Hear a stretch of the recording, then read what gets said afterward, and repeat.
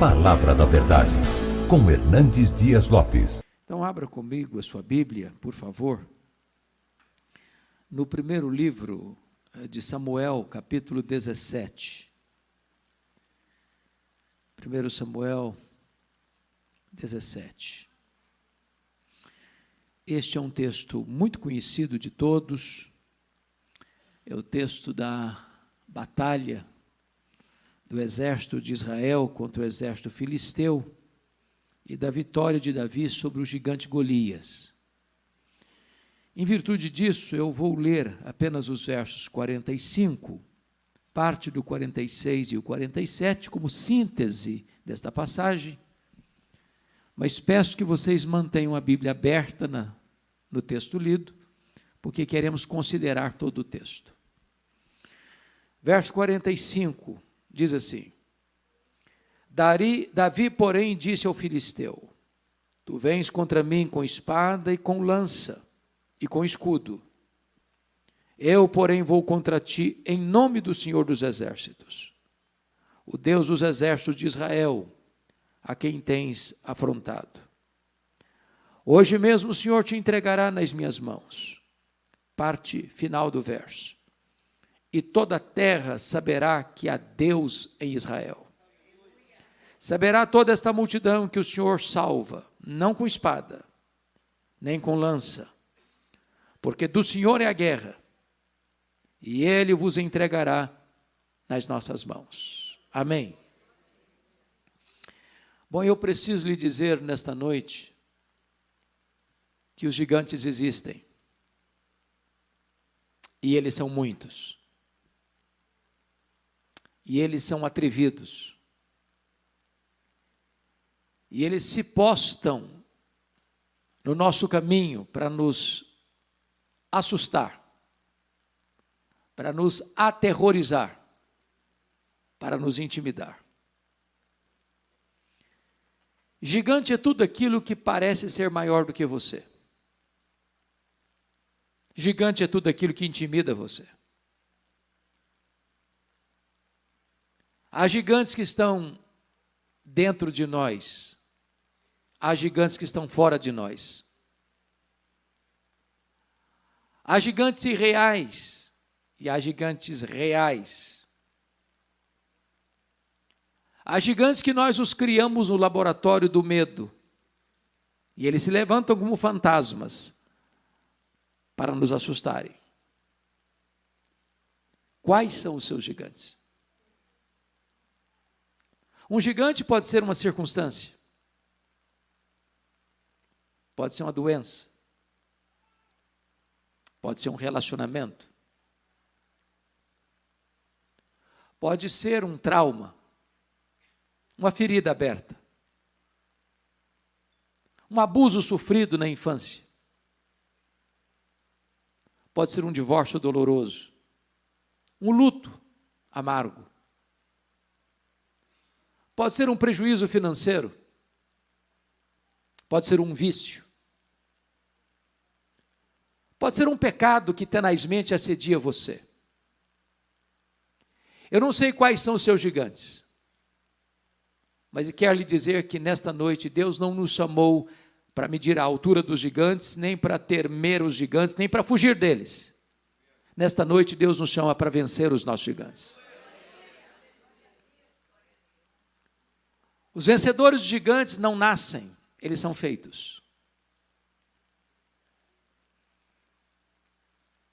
Já dizia Thomas Alva Edison que as nossas vitórias são construídas por 90%, por 10% de inspiração e 90% de transpiração. Ele mesmo enfrentou um gigante quando era criança. A escola onde ele estudava o devolveu, por achar que ele não tinha capacidade de acompanhar os seus colegas.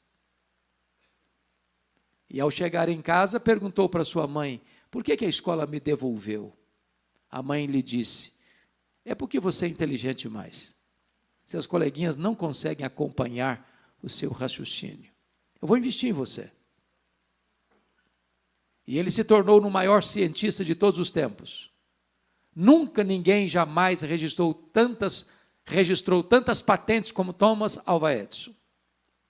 Uma das suas descobertas foi a lâmpada elétrica.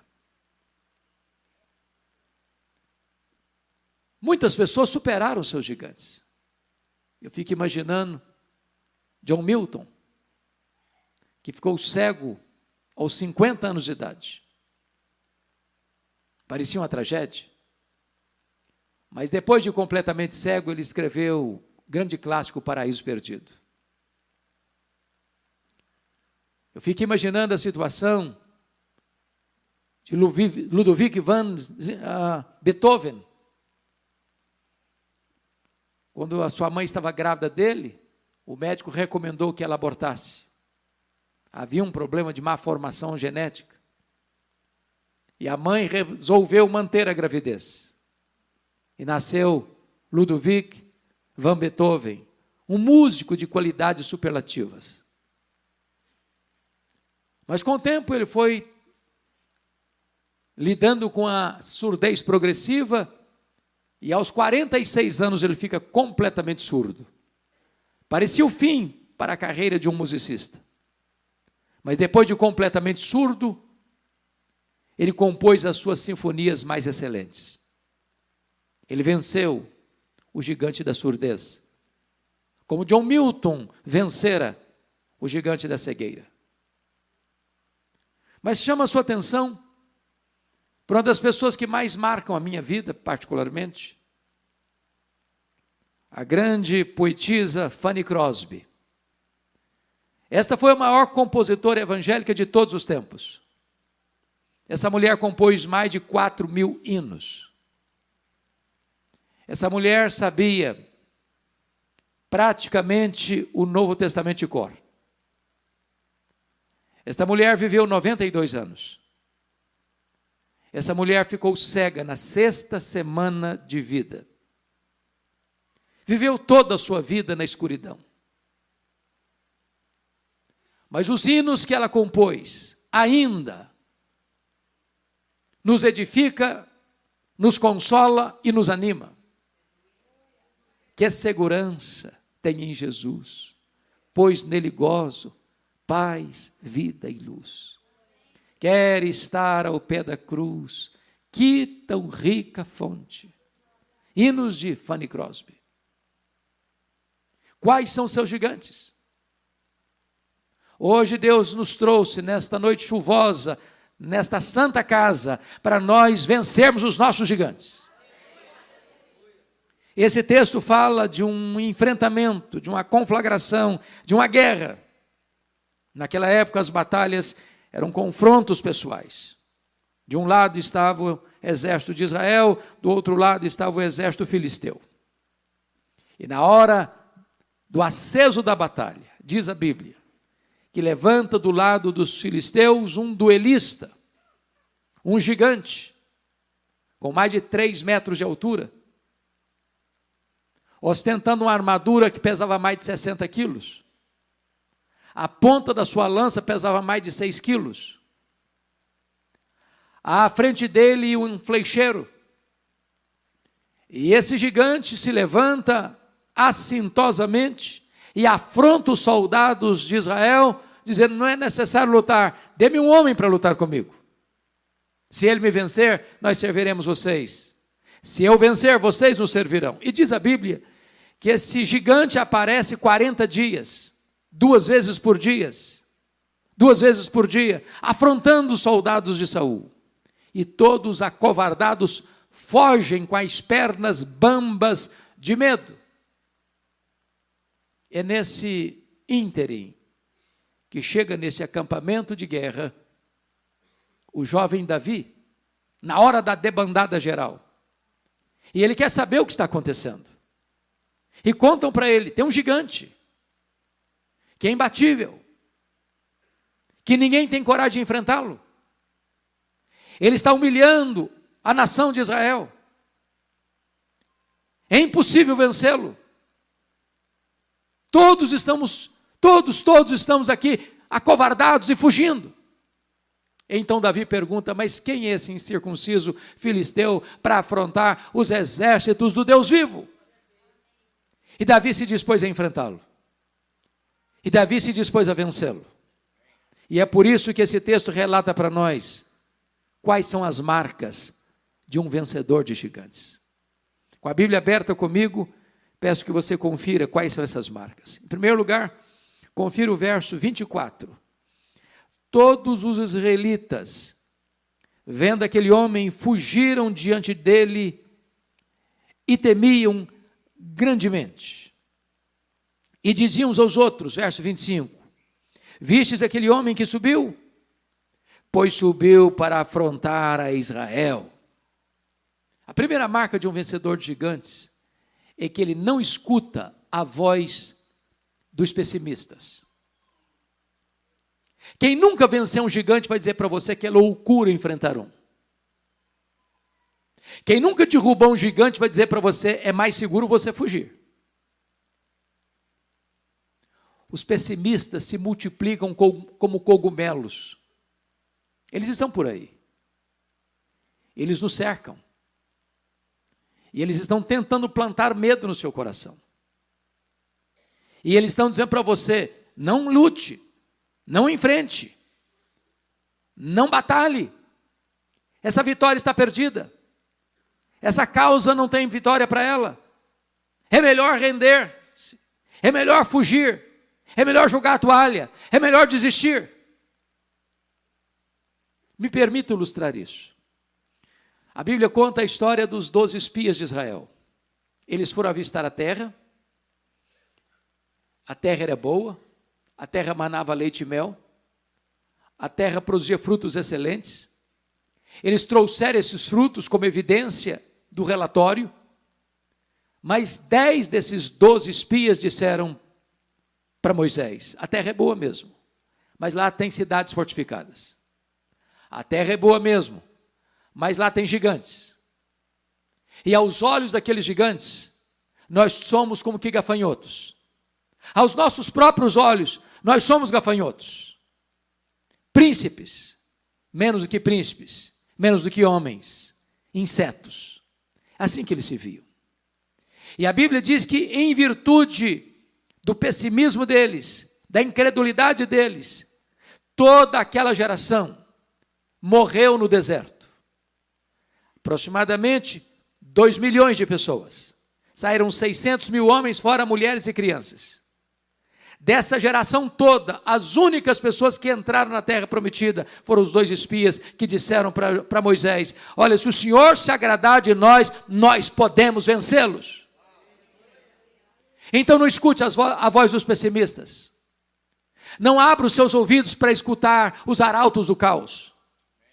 Não abra os seus ouvidos para escutar os profetas da incredulidade. Você não depende das aparências ou das circunstâncias para vencer. A sua vitória vem de Deus, a sua força vem de Deus, e quem nos dá a vitória é Deus. Se você está agindo em nome de Deus e batalhando em nome de Deus, a vitória já está lavrada para a sua vida.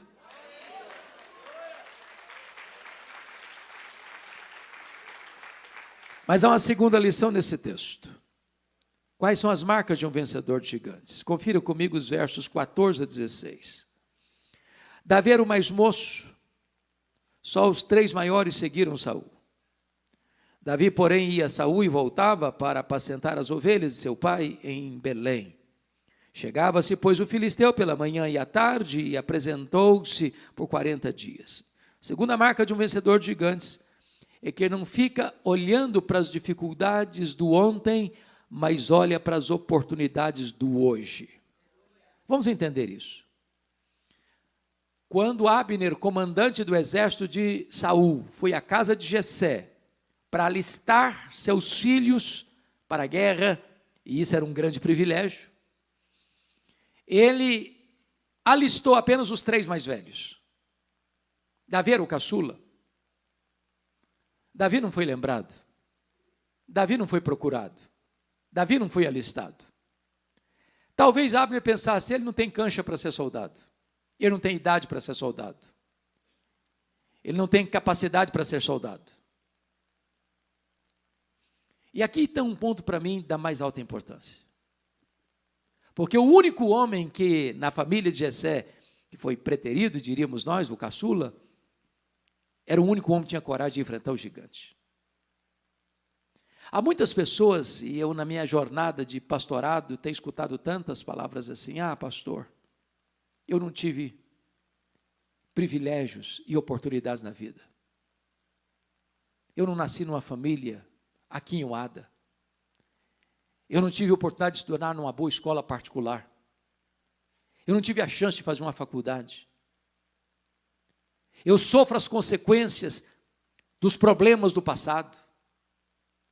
E tem muita gente que passa a vida lamentando, reclamando, murmurando, olhando para as dificuldades do ontem, sem olhar para as oportunidades do hoje. Se você ler as biografias e olhar para a história das pessoas, você verá que os maiores vencedores na vida não nasceram em berço de ouro, mas cresceram na urdidura da luta, tonificando as musculaturas da alma no campo aceso de batalha. Pare de ficar lamentando as dificuldades do passado. Pare de murmurar sobre as dificuldades que você enfrentou ontem. Ninguém acredita em mim. Ninguém acredita nos meus dons. Ninguém acredita nos meus talentos. Ninguém nunca me chamou para fazer nada de relevante. Entenda uma coisa, os problemas do passado não são desculpas para você olhar as oportunidades que Deus coloca diante de você hoje, as portas abertas que Deus coloca diante de você hoje.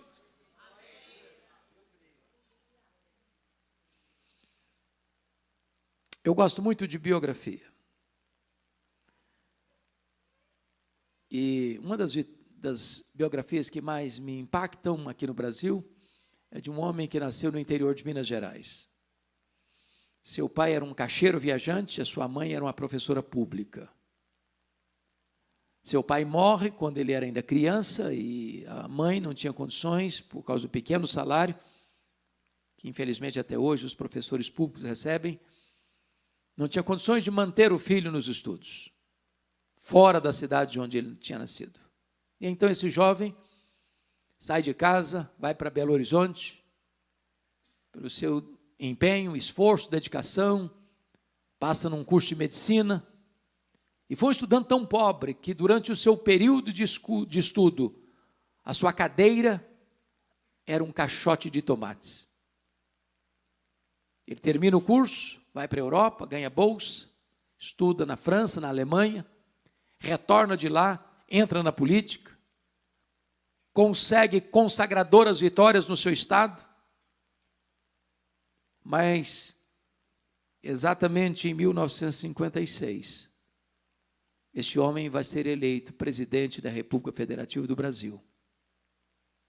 E em 1960, ele inaugura no Cerrado Brasileiro a capital da República, a cidade de Brasília, Juscelino Kubitschek.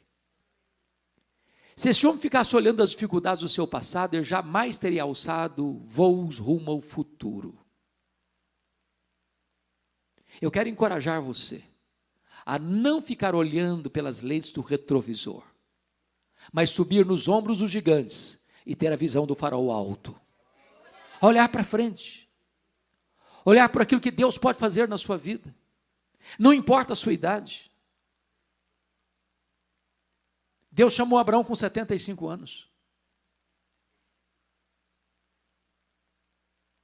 Deus pode pegar você na idade que você tem, seja você idoso, seja você um adolescente, e levantar você para fazer diferença na nossa geração. Então não fique olhando para as dificuldades que você já teve, olhe para as oportunidades que Deus está colocando diante de você agora. Quais são as marcas de um vencedor de gigantes? Em terceiro lugar, confira comigo, por favor, os versos 28 a 30. Ouvindo Eliabe, seu irmão mais velho, falar àqueles homens, acendeu-se-lhe a ira contra Davi e disse: por que desceste aqui? E a quem deixaste aquelas poucas ovelhas no deserto? Bem conheço a tua presunção e a tua maldade, desceste apenas para ver a peleja. Respondeu Davi: que fiz eu agora? Fiz somente uma pergunta. Desviou-se dele para outro e falou a mesma coisa. Terceiro lugar, um vencedor de gigantes é aquele que lida sábia e vitoriosamente com seus críticos. Meus irmãos, eu nunca vi ninguém fazendo algo relevante no reino de Deus sem enfrentar críticas. Agora, há críticas e críticas. Há críticas que vêm para destruir você. Elas não têm nenhuma intenção de ajudar você. Elas querem jogar você no chão. Há críticas, entretanto, que são positivas. E nós devemos ter sabedoria para recebê-las. É alguém que nos ama e que nos confronta, que nos aconselha, que nos aponta o caminho. Agora, essa crítica negativa, ela dói. E dói muito. Agora, eu vou lhe dizer quando essa crítica dói mais. Em primeiro lugar, ela dói mais quando ela vem daqueles que deveriam estar do nosso lado e estão contra nós. Quem está criticando Davi aqui é o seu irmão mais velho. Tem gente, irmãos, que joga contra o patrimônio. Tem gente que faz gol contra. Tem gente que torce contra. Tem gente que chora quando você se alegra e tem gente que se alegra quando você chora. Esse tipo de crítico machuca o coração. Em segundo lugar, sabe quando a crítica dói mais? É quando ela vem daqueles que nos conhecem há muito tempo. Se você perceber, o Eliabe é o irmão mais velho, o Davi é o irmão caçula. E então Eliabe, eram vários irmãos, Eliabe viu Davi crescer. Eliabe conhecia Davi, o caráter de Davi. E apesar de conhecer as virtudes de Davi, critica Davi. É triste quando a crítica vem de alguém que convive com você. Nas palavras lá de Jesus, é o amigo que volta contra você o calcanhar. Quando um estranho critica você, você sofre 10 segundos. Fala um palavrão no trânsito para você, faz um gesto indecoroso para você, você fica chateado até dobrar a esquina. Você não sabe quem é a pessoa. Mas quando alguém da sua casa, da sua família, ou da sua igreja, critica você, isso machuca você. Terceiro, quando a crítica dói mais? A crítica dói mais quando ela vem empacotada em destempero emocional.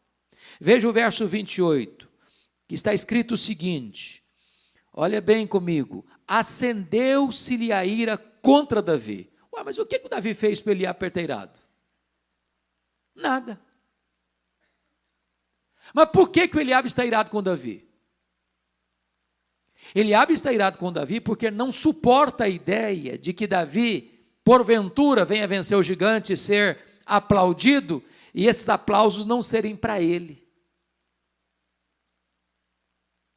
Irmãos, a psicologia humana prova algo muito triste acerca da nossa natureza humana. Nós temos mais facilidade de chorar com os que choram do que nos alegrarmos com os que se alegram. Eu estava lendo, pastores, esta semana, estudando Eclesiastes. Vá rapidinho comigo lá em Eclesiastes, depois não saia aqui do texto não, que eu preciso que você volte para ele. Vá comigo só um pouquinho lá em Eclesiastes 4:4.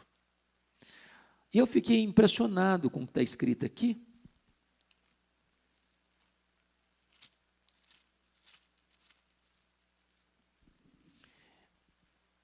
E chama a sua atenção para isso.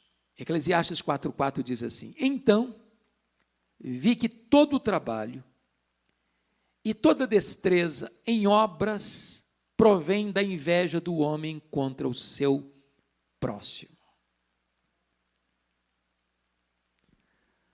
O que Salomão está diagnosticando no coração do homem que vive debaixo do sol, nessa vida apenas no horizonte humano, é que as pessoas trabalham, empreendem, ganham dinheiro, compram casa, apartamento, carro, sítios, fazendas, porque elas querem concorrer com alguém.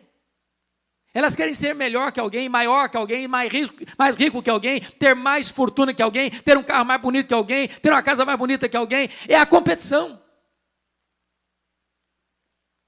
As pessoas não têm prazer em ouvir, olha, Deus está abençoando a minha vida. Ih, está abençoando, mas está abençoando, né?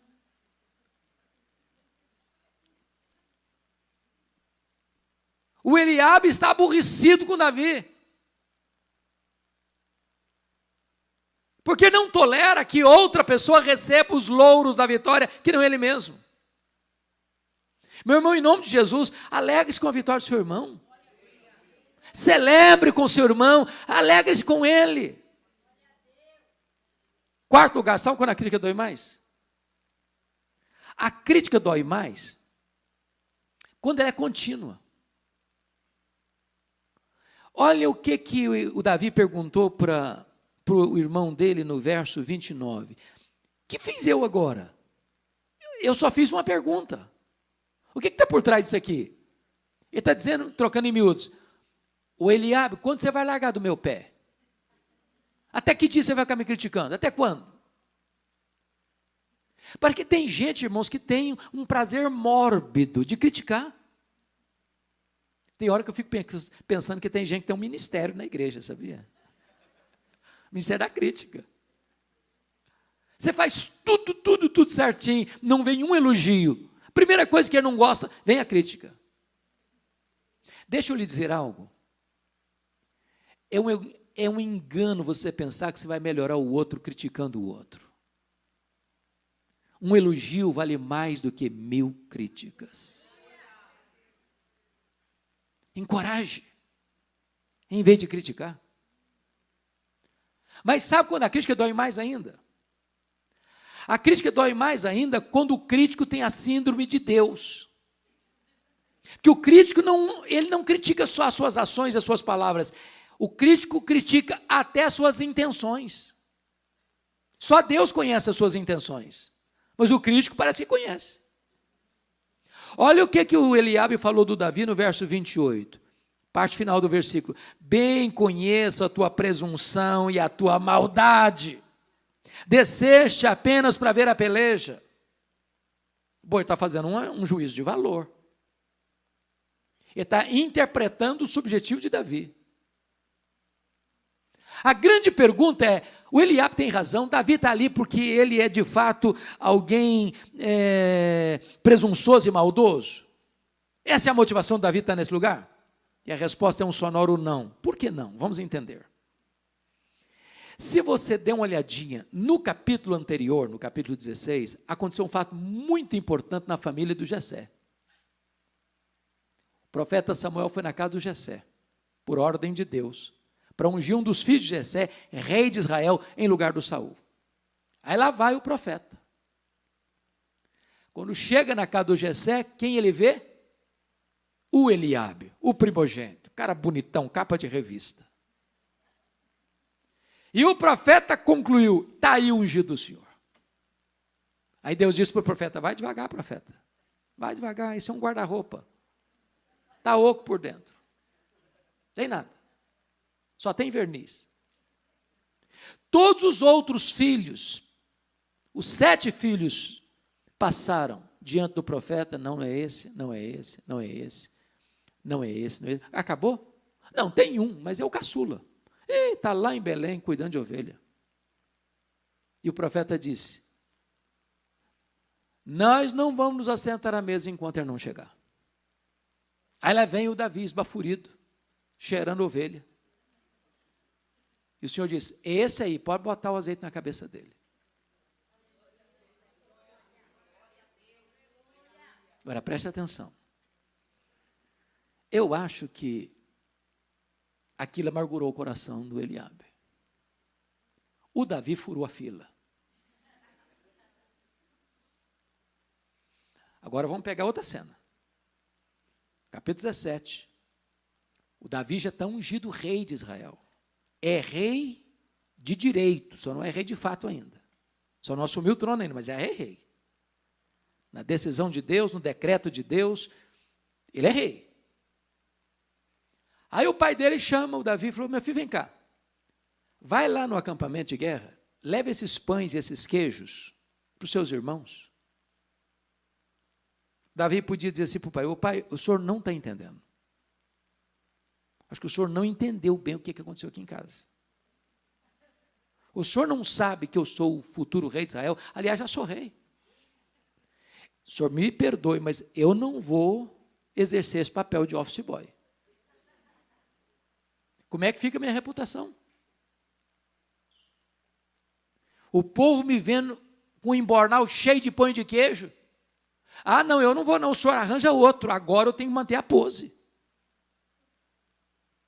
Portanto, quando Davi se submete ao seu pai e vai àquele acampamento levando pães e queijo, ele está sendo humilde e não presunçoso. Agora, o crítico vê em você virtude e transforma a virtude sua em defeito. Sabe por quê? Porque o crítico não tem coragem de enfrentar os seus próprios problemas, então ele transfere os problemas dele para você e critica em você o que ele não tem coragem de enfrentar nele mesmo.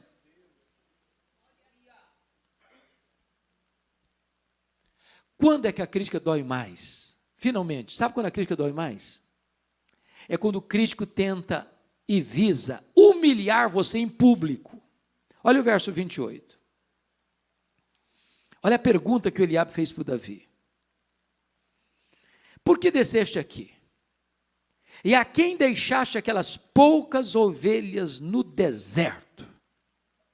Sabe o que ele está fazendo diante dos soldados de Saul com Davi? Falou: menino, vê se enxerga. Recolha-se a sua insignificância. Você não passa de um pastor de poucas ovelhas no deserto e vai aqui querer dar uma de valentão, querendo enfrentar um gigante que um exército inteiro está fugindo dele. Quem é você, rapaz? O que ele está fazendo? Tentando humilhar Davi em público. Colocar o moral de Davi no chão. Agora, o que você vai fazer quando os críticos tentam destruir você ou acabar com você em público? Meus irmãos, nós pastores já vimos certamente muita gente adoecer por causa disso. O que fazer? Davi nos ensina o que fazer. Olha comigo, por favor, o versículo de número 30. Desviou-se dele para outro. Se você escutar os seus críticos, eu vou lhe dizer, você perde a alegria, perde a paz, perde o sono, perde o apetite, perde a saúde, perde o foco, perde a guerra. Deus chamou você para vencer os seus gigantes e não para se dobrar diante dos seus críticos. Marcas de um vencedor de gigantes. Em quarto lugar, olha aí comigo os versos 38 a 40. Saul vestiu Davi da sua armadura e lhe pôs sobre a cabeça um capacete de bronze e o vestiu de uma couraça. Davi cingiu a espada sobre a armadura, experimentou andar, pois jamais havia usado. Então disse Davi a Saul: não posso andar com isso, porque nunca o usei. E Davi tirou aquilo de sobre si, tomou o seu cajado na mão, escolheu para si 5 pedras lisas do ribeiro e as pôs num alforje de pastor, que trazia saber no surrão, e lançando mão da sua funda, foi-se chegando ao filisteu. Quarto princípio, quarta marca de um vencedor de gigantes. Um vencedor de gigantes é especialista no que faz.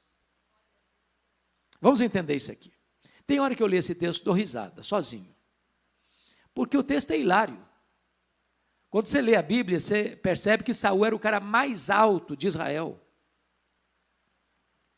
Era manequim 76. Davi era manequim 42. A hora que botou toda aquela armadura do Saul no Davi, sobrou armadura. Aquilo era um empecilho, era uma tralha. Ele nem sequer conseguiu andar, quanto mais correr ou lutar com a armadura. Ele nunca tinha pegado uma espada na mão. Ele arrancou tudo aquilo dele, jogou fora, disse: tira isso de mim, eu nunca usei, não sei usar, quer isso não. Aí correu lá no ribeiro. E até hoje, quando você visita esse local, tem pedras assim, redondinhas, dá até vontade de você jogar umas também. botou 5 no embornal dele. Pegou a funda e correu na direção do gigante, dizendo o seguinte: olha, com esse negócio aqui, eu sou doutor. Disso aqui eu entendo. Nisso aqui eu sou especialista. Eu sou capaz de acertar um fio de cabelo, quanto mais a testa de um gigante. O que Davi está nos ensinando aqui? Que não adianta você usar roupa de rei sem ser rei. Você não foi chamado para ser igual fulano ou beltrano. Deus só fez você igual a você. Se você não for você, ninguém mais vai ser. Deus vai usar você, com as suas habilidades, com o seu potencial, com a sua capacidade. Agora, preste atenção nisso. Você precisa se especializar no que Deus chamou você para fazer. E eu não estou só falando da questão da fé, não. Estou falando no aspecto geral da vida. Deixa eu ilustrar isso. O mundo hoje, vocês sabem, não é mais o mundo dos generalistas. Não é mais. Todos nós aqui já ouvimos falar e já sabemos disso, por exemplo, do médico que era um médico da família. Médico do vovô, da vovó, do papai, da mamãe, do filho, da filha, do neto, da neta. O médico que atende do alto da cabeça à planta dos pés. Hoje, se a dor é do lado direito, é um médico. Se a dor é do lado esquerdo, é outro médico. Se a dor de dente é de um jeito, é um dentista. Se a dor de dente é do outro jeito, é outro dentista. Então, não importa o que você faz, faça com excelência. Se você faz salgadinho para fora para vender, faça o melhor salgadinho da cidade. Se você é comerciante, seja o melhor comerciante da cidade. Se você trabalha na indústria, trabalhe da melhor maneira na cidade. Agora, se você é crente, não seja crente meia boca não, seja crente de verdade.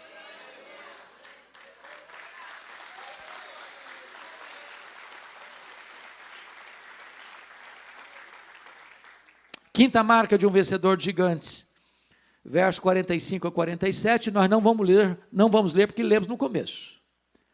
A quinta marca de um vencedor de gigantes é que ele compreende e declara que a vitória vem de Deus. Do Senhor é a guerra. E está escrito aí no verso 46 finalmente. O Senhor, parte A do versículo, hoje mesmo o Senhor te entregará nas minhas mãos, e toda a terra saberá que há Deus em Israel.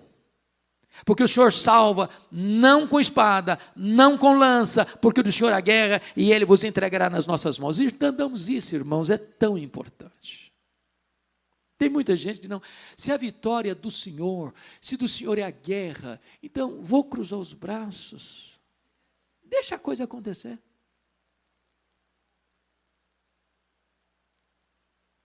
E tem gente que tenta botar nas costas da soberania de Deus aquilo que é da sua responsabilidade. Quando Jesus chegou na boca do túmulo de Lázaro, ele disse: tirai a pedra. Tirar a pedra as pessoas podiam fazer. Agora, ele ia fazer o que só ele podia fazer, dizer para o Lázaro: sai para fora.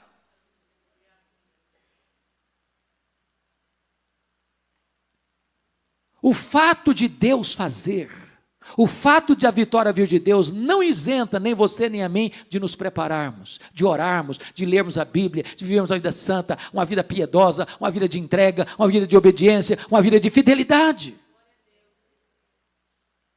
Irmãos amados, a vitória não vem porque somos fortes, porque somos capazes. Davi não entende que a vitória veio porque ele é habilidoso, porque ele sabe jogar pedra, porque ele sabe derrubar gigante. Não. Ele entende uma coisa, ele está preparado, ele tem coragem, ele tem fé, ele tem confiança em Deus, mas a vitória não vem dele, a vitória vem de Deus, porque toda a glória deve pertencer a Deus. Não há espaço para vaidade, não há espaço para soberba, não há espaço para aplausos humanos. A glória só pertence a Deus.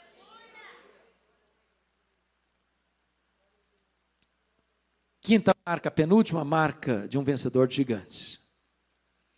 Versículo 48, confira aí comigo. Sucedeu que, dispondo-se o filisteu a encontrar-se com Davi, este se apressou e, deixando as suas fileiras, correu de encontro ao filisteu. A quinta marca de um vencedor é que ele tem pressa para vencer.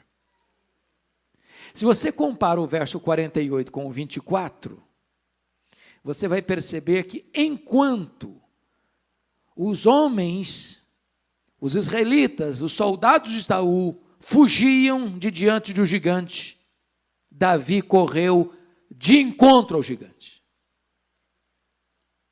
Não foge, enfrenta. Não se acovarda, tem pressa. E sabe, irmãos, aqui tem um ponto tão importante. Porque há muitas batalhas na vida e há muitos gigantes na vida que precisam ser enfrentados e a gente vai adiando essa luta. É aquela conversa, é aquele confronto, é aquela decisão. Vai empurrando com a barriga, vai jogando debaixo do tapete, vai postergando a decisão. E tem coisas na vida que, se você não agir já, elas vão encroando, passando do ponto. Então eu quero hoje perguntar a você, quais decisões você está adiando e que você precisa tomar com urgência? Em vez de ficar fugindo, acovardado, tomar a decisão de hoje mesmo. Em vez de ficar fugindo, você correr com pressa para enfrentar o problema, para vencer o problema, para resolver o problema.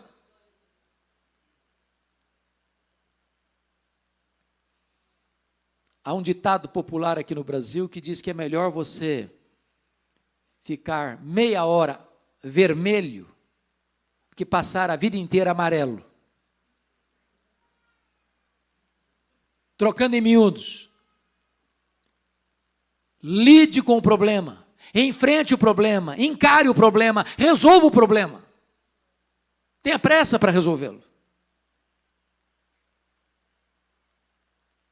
Os soldados de Saul já estão fugindo há 40 dias, 2 vezes por dia.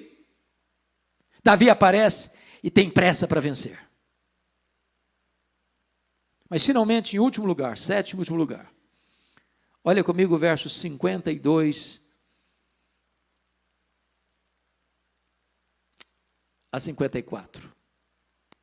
Então os homens de Israel e Judá se levantaram e jubilaram e perseguiram os filisteus até Gate, até as portas de Ecrom. E caíram filisteus feridos pelo caminho de Saarim até Gate, até Ecrom. Então voltaram os filhos de Israel de perseguirem os filisteus e lhe despojaram os acampamentos.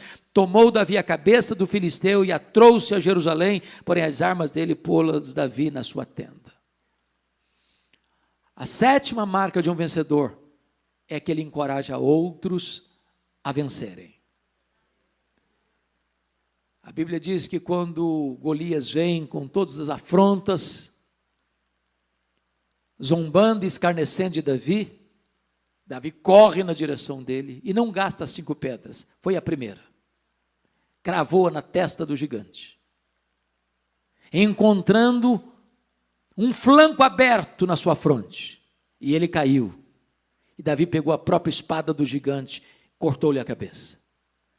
Quando os soldados acovardados de Israel viram a cena, cobraram ânimo e entraram na luta e tiveram uma consagradora vitória. E os filisteus uma acachapante derrota. Um vencedor encoraja outros a vencerem. Talvez a luta é carreira solo, mas a celebração é um grande coral. Talvez você olhe na igreja, os bancos, e você se lembre de alguém que já esteve aqui. E não sei por que razão não está mais aqui. A Covid, ou um problema pessoal ou familiar. Não sabemos. E às vezes a gente quer botar toda a responsabilidade nas costas do pastor ou dos obreiros. E Deus está chamando você para dar uma olhada. Dizer, meu Deus, eu quero ser o encorajador. É o telefonema que você precisa dar. É a visita que você precisa fazer. É aquele aconselhamento que você pode fazer. Para dizer, vamos lá, conta comigo, estou do seu lado, vamos juntos, vamos nos levantar, vamos caminhar juntos, vamos fazer a obra, vamos dar as mãos. Me permita ilustrar isso para encerrar. Uma das coisas mais impressionantes que eu já ouvi na modalidade esportiva foi numa Paralimpíada que aconteceu na cidade de Seattle, nos Estados Unidos. A modalidade queria encerrar aquela maratona, aquela Olimpíada, Paralimpíada, era a corrida de jovens no estádio, meninas deficientes. E havia uma que era apontada como a forte candidata a sagrar-se campeã e ganhar a medalha de ouro. O estádio lotado, a multidão aplaudindo, e elas entraram na pista. Ao sinal da largada, elas começaram a correr, e a candidata à medalha de ouro caminhou à frente, corria, ganhando mais espaço, com clara evidência de que ela seria campeã e ganharia a medalha de ouro. A multidão está aplaudindo. Quando de repente, esta moça tropeça e cai. Um suspense na multidão, mas de repente, a multidão redireciona seus aplausos e começa a aplaudir a que vinha em seguida para que ela pudesse ganhar e assim conquistar a medalha de ouro. Mas para surpresa da multidão ali presente, a que vinha em seguida parou, estendeu a mão para aquela que estava no chão e a levantou. As retardatárias chegaram e, quebrando o protocolo da Paralimpíada, todas as jovens atletas deram as mãos e juntas correram para a reta de chegada. O estádio, pasmo, aplaudiu ruidosamente e o mundo inteiro aprendeu uma grande lição. As vitórias mais expressivas que temos na vida são aquelas que nós compartilhamos com outras pessoas. Não basta só você vencer, é preciso que você ajude outras pessoas também a vencerem. Davi foi um vencedor, mas Davi foi um homem, como você e eu, com as nossas fraquezas. Mas o filho de Davi, o rebento de Jessé, o nosso glorioso Redentor, é o vencedor invicto em todas as batalhas. Ele venceu o diabo, ele venceu o pecado, ele venceu a morte. E como já foi dito neste culto, se você está em Cristo, você já é mais do que vencedor. Já somos mais do que vencedores. Porque o nosso capitão, o comandante do exército de Deus, vai à nossa frente e ele conquistou para nós eterna vitória na cruz do Calvário. Que o Senhor nos abençoe. Amém.